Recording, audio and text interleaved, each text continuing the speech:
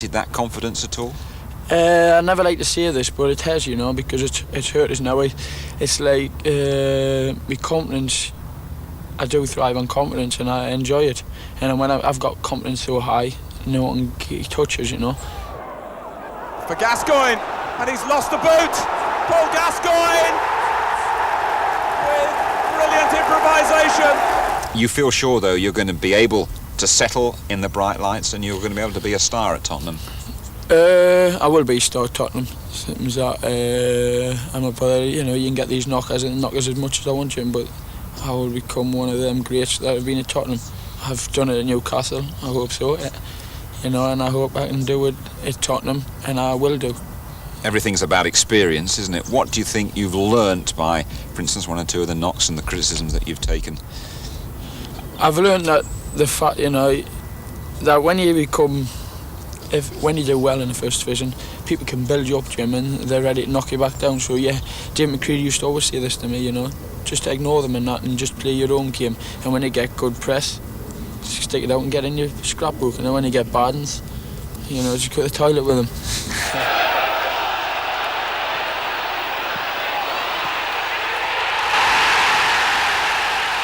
And just finally, Tottenham, low in the league at the moment. Are they going to be low at the end of the season as well? Well, Jim, we're top of the second division, and that's... see, the top of the second, you always turn the tail upside down. Now, we're coming good, hopefully, we've had a bad start this season. But I'll say bad, Jim, we've only been beaten about... we've only been beaten twice in 9 games, and it was a lot of draws, If the bookies give odds for us to stay up now, I'd lay £1,000 on it. No problem, because we'll stay up, Jim.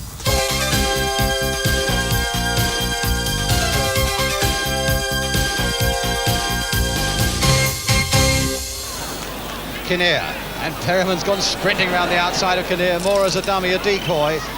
Chivers not quite reaching this one. Peters finding Knowles. Again, Spurs beginning to dictate it. Knowles this time looking for Gilzean. Gilzean with his head, and Peters, and that's the goal. And one that counts from Martin Peters with 20 minutes gone. Beautifully nodded down for him.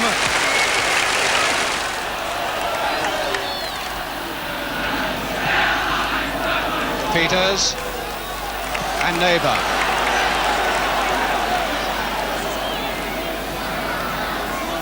Peters has gone on the outside again. Beautifully played for him, and he is completely free. Chivers! Oh, a magnificent goal! Superbly created and brilliantly finished by Peters and Chivers between them. A really magnificent Tottenham goal. Perriman. Kinnear. Gilzean trying to dummy Chapman. And he might try again, and he's given a penalty. He's given a penalty, and the opportunity now for Spurs to go 3 ahead with 3 goals in 5 minutes. Mr. Reynolds, absolutely no qualms at all about that one.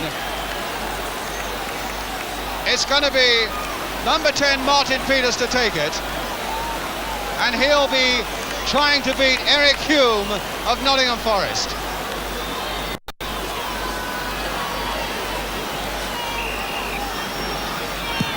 Goal number 3. 3 goals in 5 minutes for Spurs, and never a moment of doubt that Peters would score with that penalty.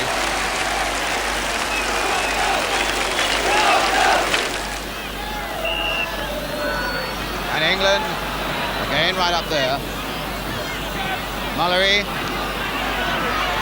still Mullery looking for an angle for a shot, and getting one in! Alan Mullery, number 4.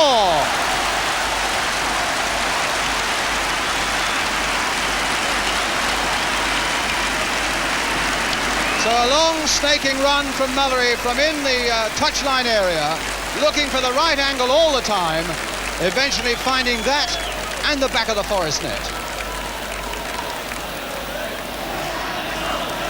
Now Knowles. Played there for Chivers, and now for Pearce. Is this the chance? Oh, a marvellous goal, and it's given without any doubt at all. The referee, in fact, looked at the linesman. He kept his flag down, and Pearce, from the sharpest of angles, really whacked it past Eric Hume. And Cyril Knowles to take the free kick for Tottenham. Pearce, Chivers and Peters are the men that he will mostly aim for. And Peters, in fact, Chivers. Now surely someone will have a go. And it's there by Jimmy Pearce. It almost looked as though Spurs had lost their chance. Pat Jennings applauds from the other end. It looks as though that Tottenham appetite has been satisfied, and it's Richardson bringing it away again for Nottingham Forest to Ian Moore. Skillfully getting past Knowles, putting it across there, and a goal! And it's scored by the number 6, Richardson. So much of it, though, to the credit of Ian Moore. A really brilliant run by the Forest number 11. Pulled back nicely, and Richardson whacking it in with his head to make it 6-1 and the last kick of the game.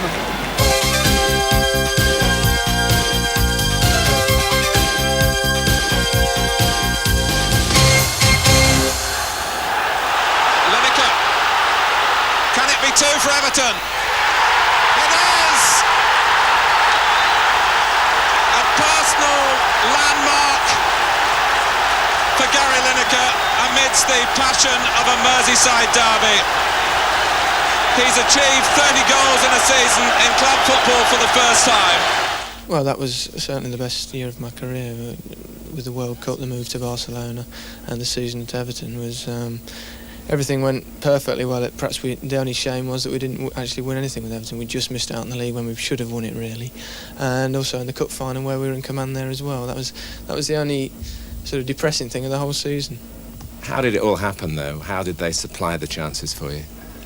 Well, it was basically down to the team that scored so many goals because they created so many chances. And I was playing with a striker called Graham Sharp that was so strong in the air and always took so much weight off me that I probably scored a lot of the goals through his sheer hard work. There was always great service from the wings coming from Trevor, Stephen, Gary Stevens, Kevin Sheedy on the other side, and there was certainly no shortage of chances.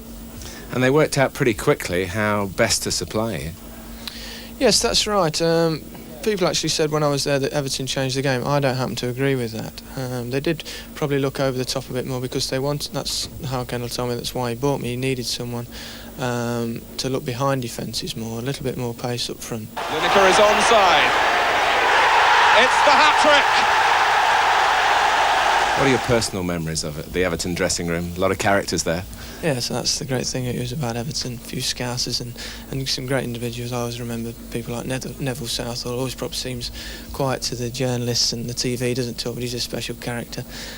Peter Reid, of course. There's a great mixture there, Alan Harper, all sorts of real characters and real winners and battlers on the field, and that showed when I was playing there. When Brian Clough, the Nottingham Forest manager, talks, the football world listens. Leading his young and exciting Forest side is his son Nigel. No outspoken interviews from him. He does his talking on the pitch. It's Stuart Pearce now leading the charge for Forest. Might come for Wilson. Oh, look, it's lost it! And Clough puts it home! Pearce or Clough? It's going to be Clough curling it. And a magnificent goal by Nigel Clough. Well, your boy Nigel, Brian, is he good enough for his country? Only Bobby Robson will decide that. I think if he'd have played for a London club, he would have been capped already. Do you think he suffers a bit because of the surname and because of who he is? Well, he certainly doesn't suffer from me and his mum, because he's got good parents. No, but just that people might judge him that little bit harder, if you like, and referees might not protect him as much as he might deserve it. Oh, he's got a style which he has to get knocked down. That's his style. That's what he gets 200 quid a week for.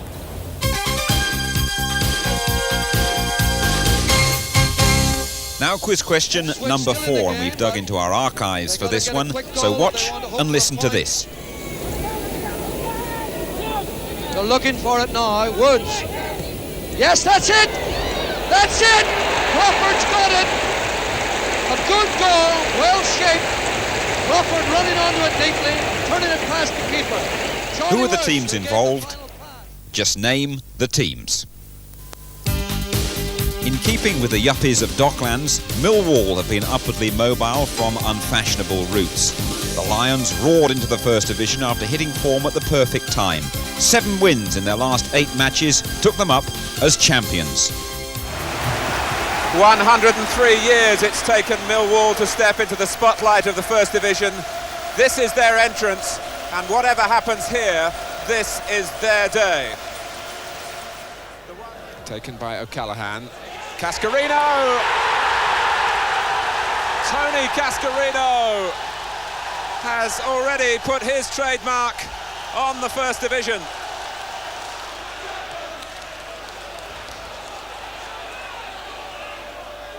Oh, there's a mistake by a rather nervy Alan Evans. Sheringham finding doors. It's Cascarino again. He's scored again. This is incredible.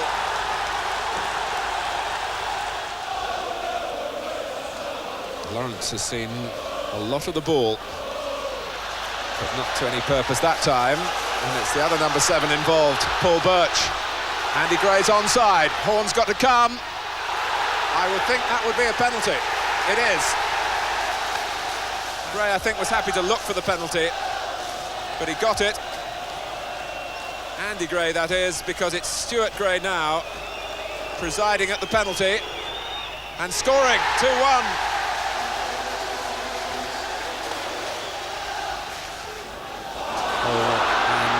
Dawes and Horn between them, getting into a right mess, and it's left McAnally with the equaliser. Dear oh dear. Delight for Alan McAnally. So Millwall in the First Division for the first time in their 104-year history. They're a determined and ambitious club, and they made an immediate impact, probably surpassing even their own expectations by going top of the league after beating Queen's Park Rangers.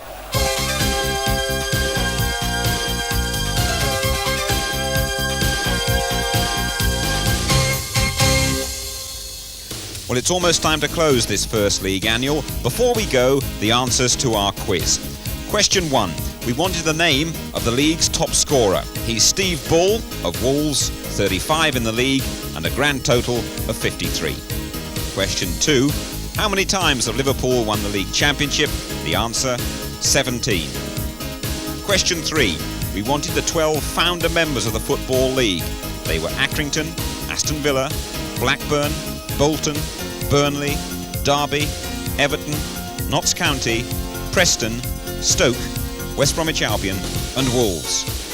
And finally, we wanted you to name the 2 clubs involved. Sheffield Wednesday and Ipswich were playing on September the 7th, 1968, and Wednesday won 2-1. We're going to leave you with the top 20, our selection of the best First Division goals so far this season. Goodbye.